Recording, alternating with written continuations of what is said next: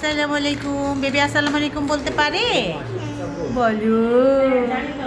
আমরা রেডি হয়েছি, কোথায় যাব এখন বলো তো? বাইরে যাব। আম্মি আমাদেরকে ট্রিট দিবে। কেন ট্রিট দিবে জানো?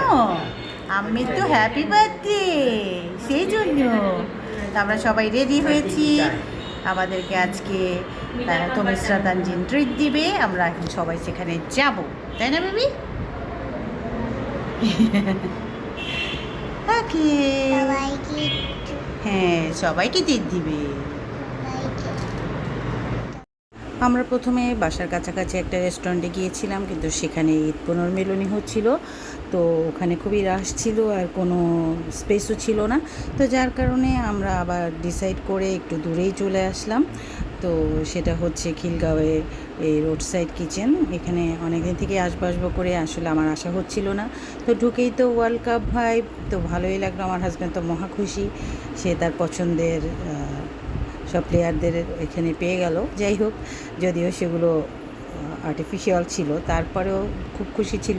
তো আমরা বসছিলাম জায়গাটা, কারণ অনেক রাশ ছিল মোটামুটি, যেহেতু ফ্রাইডে সবাই বের হয়েছিল। আর উৎস ছিল আমার মেয়ের, বড় মেয়ের ফ্রেন্ড, ওর ওয়াইফ সহ, ওর বাচ্চা সহ। তো সবাই মিলে মোটামুটি আমরা একটা সুন্দর সময় কাটানোর জন্যই একসাথ হলাম, যেহেতু ছোটো মেয়ে ট্রিট দিচ্ছে, তার বার্থডে, তো সেই উপলক্ষেই সবার আসলে একসাথে হওয়া। তো এরপর ওর হাজব্যান্ড ওর জন্য একটা বুকে নিয়ে আসলো, তো সেটা দিলেও খুব ভালো লাগলো। আসলে ওদের এই বন্ডিং যেন আল্লাহ পাক সারা জীবন এভাবেই রাখেন, মাত্র তো ওদের জীবনের সূচনা।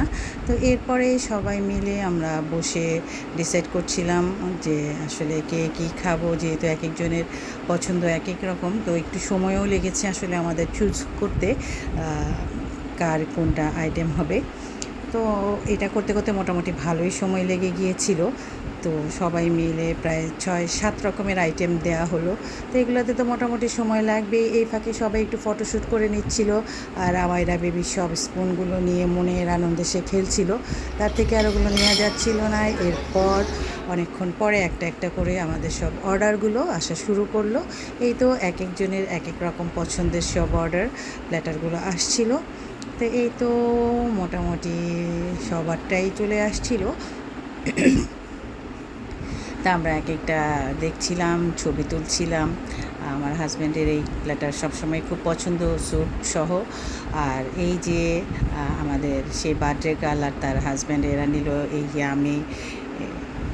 ইয়ামি বলছি কেন, একদম অতিরিক্ত স্পাইসি এই নুডলসটা। তো যাই হোক, তারা রামেনটা খেলো এবং খেয়ে যে কী অবস্থা তাদের।